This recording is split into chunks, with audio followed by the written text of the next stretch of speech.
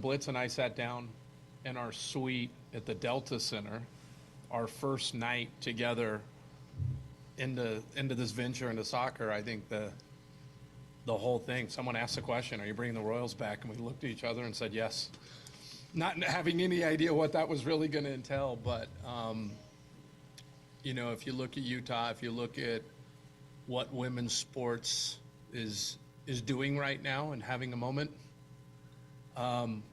Utah should play a big role in that. And I think that's what we're excited about. Lindsay, the group, we're just all playing a role in trying to give something to the community, because that's truly what this is. Let's make no mistake about it. This is something for our community. David, we expect to break the record for largest women's sporting event in the history of the state of Utah today with 20,500 plus. Can you just kind of give us your thoughts on that milestone and everything over the last couple of years that have brought the Royals to this point? Yeah, well, look, that sort of speaks for itself. When I came in today, it was the first thing that somebody had told me was that this is going to be the largest viewed, attended women's sporting event in the history of the state, which is, amazing. So really just following up on what Ryan said, I mean, at the end of the day, bringing this together was something that we talked about before we had even closed on RSL, and it was just a natural thing to do, to bring a women's soccer team back to Utah. They've done very well here. It was supported by the community. They did amazing things in the community. So we were all like, yeah, that's great. Then you get into like what it entails, and then we have to, give a shout out to Michelle, John, Jessica, Lindsay, so many people that are part of our group who have just really stepped in to actually get us here to this day. I mean, this is an amazing day. You go outside and you just walk around the field, and you can just feel like we got this right, and we now have, as you said it earlier, kind of put this back together with the men's and the women's. So we're all super excited. Awesome, thank you. Lindsay, you don't need much of an introduction. Everybody here is familiar with your career, but I think everybody would love to hear about the involvement that yourself and the foundation now have with our club. Yeah, I mean, I'm just really excited to be supporting women in another avenue. Invested in a lot of other women's sports teams, but I think for me this is probably the biggest and best opportunity I have to support local women. And partnering with my foundation, we're going to be giving 25 tickets to underserved girls in the community for every home game. And we're also going to have a Strong Girls Camp for the Lindsey Vonn Foundation sometime this summer. So just being able to, again, unite the community and support women, that is my main mission in life now as a retired athlete. And seeing, all the amazing staff, the female-driven staff, I think that's a game changer, So for me, I'm honored to be a part of it.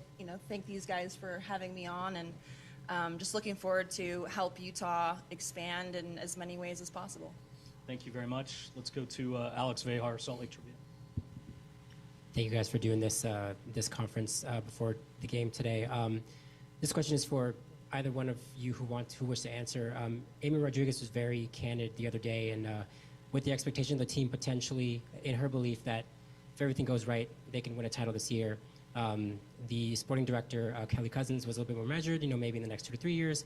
Fans also more measured. And one of them told me that as long as it's not last place, I'm happy. So a lot of, and I'm just curious, like, as the season starts, expansion team, but, kind of not really, what do you guys see as a successful season for this club year one? Well, it is a full-blown expansion team. I would start with that. So that comes with a lot of different dynamics, right? Have a total clean sheet of paper in terms of building the organization up. But it's a long-term game for us. That said, Ryan's extremely competitive. We all know that Lindsey Vonn's extremely competitive. And they're winners, right? And so clearly, we are out there to compete and to create a championship team, no question. Is that going to happen in the first year? I mean, it's going to be hard. The reality is we want to really set the tone for this team. And obviously our very first move on the sporting side was Amy, and bringing Amy back to Utah has been incredible for everybody. But there's a lot of wood to chop. So what's a successful season? Really integrating very well with the community. Definitely not finishing last, but I don't think we need to be winning championships. That would be wonderful. And really having a team gel. Like we care a ton about the culture of this entire organization. And so far, so good. But that's the reality of having a season starting today and going on for the next, whatever that is, number of months, is really seeing that all come together as a team is what I would call success. Yeah, the players and coaches have talked a lot about how much support they feel from you guys as owners, the ownership group in general. I think obviously it's evident with the new facility that's being built out in Harriman. But going forward, I guess, what is kind of the best way that you guys can envision making that support from ownership evident to the players and also the fans in the community as well? I mean, the support they're feeling is from Michelle and the team and Amy. Like, I mean, as much as we think we're part of this and we're supporting it, which we are, I mean, the day-to-day interactions definitely happen on the ground with Michelle and the culture that they're building. And that's what they're feeling. I think from a community standpoint, I don't think we need to worry about that. I mean, the soccer community, especially for women here in Utah, just when all of the team came out at the Jazz game the other night, even yesterday when they were doing training, and just hearing their stories, players who are from Sandy coming back and being here, like, it's emotional for a lot of people. And I think that let's enjoy it. Let's enjoy it as Utah. I mean, we're having such an amazing moment in this state. Like, everyone just needs to take a deep breath and go, look what's happening. Whether it's this or hockey or baseball and everything that's coming, and like seeing people who are not from here want to come and invest here. Enjoy this. This isn't what it's always been like. And I think that sometimes we don't like we belong in this spot, and this team should be competitive. And Michelle's not from here and is here, and like this doesn't happen everywhere. It's pretty cool. Ryan or David, I guess either one of you, but I want to ask about the other owner sitting next to you guys, and maybe I'll follow up with Lindsay a little bit, because I know she's got a little bit of history with this league, I think, with Angel City and women's sports and that kind of thing, so maybe we'll delve into that a little bit. But what attracted you guys to wanting to work with her and invest with her and kind of bring her on board with this club in particular? It's really easy. I could give you 100 reasons why it's really great to have Lindsay Vaughn as a partner and working together with us. But I still remember that day I called you, and I was like, "Hey, Lindsay, we're about to announce that we're going to have this women's team coming back to Utah. I think you spend a lot of time in Utah." He didn't really finish a sentence. I was like, I'm in. And what she does outside of just, what we all know Lindsay Vaughn for, she does amazing things in the community and her foundation, and she's part of this community, and it's a no-brainer. So it's more about, I hope Lindsay says yes. I said yes. From our standpoint, like, we become close friends, and what I love about Lindsay is she says she's in all the time. And if you've ever skied with Lindsay, it's super fun, but you're only looking at the back of her helmet. And I hope that's the same thing she does here. And Even so, at midnight. Yeah, exactly. but we're all so connected. I remember when Dwayne and I went out, Dwayne and Lindsay are connected separately from a whole different side. It's crazy how it all lines up. Yeah. It's a pleasure to be, working with these guys. We're friends, and I feel like we're pretty much family at this point.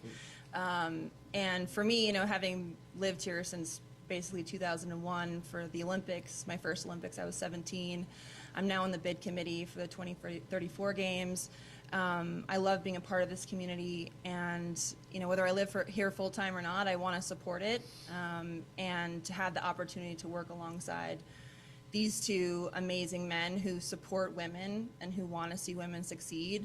That doesn't happen very often. So thank you guys for empowering all of us to hopefully be very, very successful together. You touched on it right there a little bit, Lindsay, but you do have experience with this league. You did a little bit of work with Angel City and whatnot, and now with the Royals. When this project popped up, I'm assuming, but I just want to kind of, I guess, sort of fully nail it down, that this was like a convergence, the best of both worlds in a lot of ways for you, because you had already believed in the NWSL and now bringing it back to sort of your adopted home state in a lot of ways in Utah. Yeah, absolutely.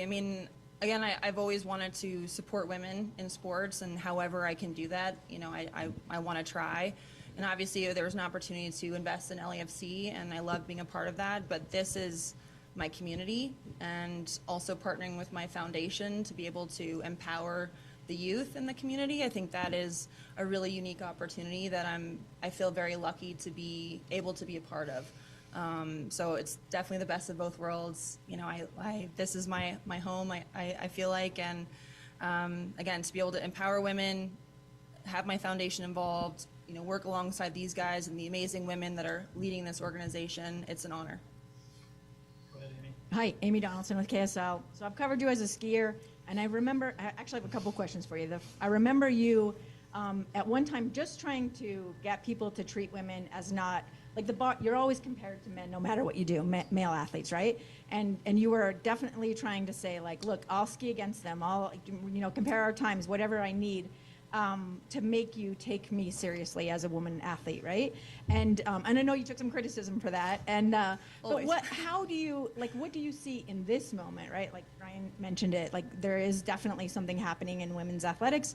What do you see happening as a woman who had to fight for just to be recognized as good as the guys? And I think this is a continuation of what's been going on in women's sports since Billie Jean King, and it's taken us a long time to get to this point, and now I feel like, it's getting to a tipping point. It's not a moment, it's a movement, and it's going to continue on, and we're going to continue to get more support, and I think we're only continuing to show what women are capable of, that we can have amazing sports, that we can entertain, that we can have the viewership, that we can have the support.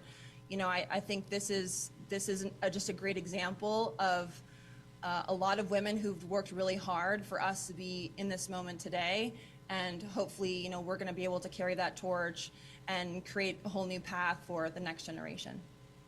And then I would ask you, and the boys can answer too if they want, what do you, like, as this goes forward, what do you hope, why does it matter? Like, what do you want women to get? What do you want men to get out of this? Like, why does this matter that these women are here, the best in the game, doing what they're doing? It all matters. Every step matters. Every path we pave helps someone behind us go even farther than we did. I think obviously we're all competitive. We want to see success, but if we take a step back, this is success already. We're starting from a winning position, and we can always go up from here, but this doesn't happen very often. We've got an amazing support system. We've got amazing leadership. And so I want to focus on that and take that positive in, but looking for the future, all of these steps will add up in the end, hopefully with a championship or 2 or 3. But yeah, I always feel that every step matters because, when I was a kid, I was inspired by my idol, and the smallest things can make a huge impact. And this is a big thing. This isn't a small thing. And so we can make tremendous amount of impact with this team. Yeah, I would just add, Lindsay used the word tipping point, which I use a lot in relation to women's sports and pushing it forward. But I feel like for the past year and change, I felt like people are finally realizing it. And some of that is the networks have done a better job of getting behind it. And once people watch it, so I would say to people about a lot of things, just come watch this once or come experience this once. And if it's not for you, that's fine. But if it is, you make a lifelong fan. And so I think more and more people have tuned in, both live, TV, et cetera, realized how amazing these athletes are, like truly amazing. And then they're now fans for life. So we need to just keep opening the funnel, okay? For kids, for girls, like for them to be able to go watch this game out there and realize like, I can do this. And if you think about, women's soccer in the US and you think about women's soccer in Utah, I mean, it's amazing already and obviously growing quite substantially. And so we're just hopefully going to be, really important in that system in terms of running this team the right way, which I know we are and will. But overall, on the women's sports side of the equation, I think you're going to continue to see huge growth. I mean, even if you just looked at the NWSL numbers last year, let alone what I think they're going to be this year, I think viewership was up over 80%. Social was up well over 100%. Attendance was up, I don't know, 40, 50%. And there's so much excitement coming into the league for this season and having 2 expansion teams in great markets. And for anybody who was paying attention earlier today, there was an amazing opening game at Kansas City Stadium where they had the first, I believe, purpose-built arena or stadium for women's sports. They opened it today with an amazing game. So again, let's just keep driving forward and showing off this amazing talents. I think the only thing I would add is, and David's part of a lot of businesses, and you see a lot of leadership. This organization is truly women-run, and I wish all the organizations that I'm a part of ran this smoothly. And I just want to give another shout out to Michelle, because you were in a different position in the organization. You say, I'm not going to run away from this. We want the women's team. We want to go grab it, give it all to me. I'm going to go from being the attorney to being the president. I'm going to hire it all. I'm going to set it up. And I don't think I've received one phone call where something wasn't going well. And it's been pretty incredible and inspirational. And it's not just the players, it's your position that I want my daughters to look up and be like, that's me, I can be in sports, I can take that role as well. That's pretty cool. Agreed. Andrea? Guys, I'm just curious, when it comes to being a leader, an owner, what is something that you all take pride in the most, especially with an organization, a true expansion team, like you mentioned, David? What do you guys think that, what do you take pride in when it comes to starting this whole new organization? Look, again, at the end of the day, we're super competitive and want to bring a championship to Utah. There's no question.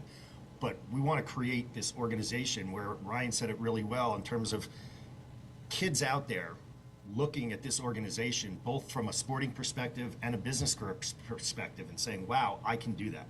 That can be me in the future. So I think this team and this organization's ability to be massively out in the community, which they already are, right? But the reality is that's a long-term play. I think, again, when we think about success, it's really that this is a community business, and we don't think ourselves as owners, by the way.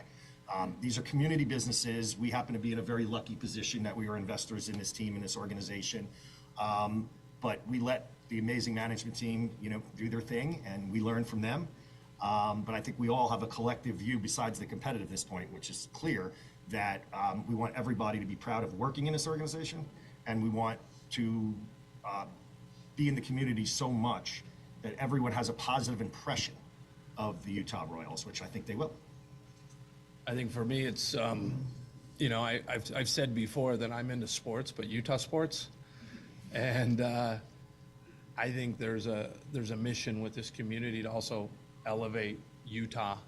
And I think it's working. I know in the other leagues, Utah's gone from what was a small market to definitely more than a mid-market in everything we're doing. I know the rest of the league, and Dave's part of the Sixers, and watching where Utah's starting to stack rank, we're in uncharted waters for us. And so I think that all of that benefits the community, because with that comes amazing things, and people wanting to play here, and people seeing this backdrop, and we've got to keep that momentum going, and that's what's super fun. And it's not that we want so many more people to move here; we just want our people that are here to see everything that they can be. And But they are moving here. You're not going to stop that influx. But it's just, once again, it's like Utah's. We're having a good time right now.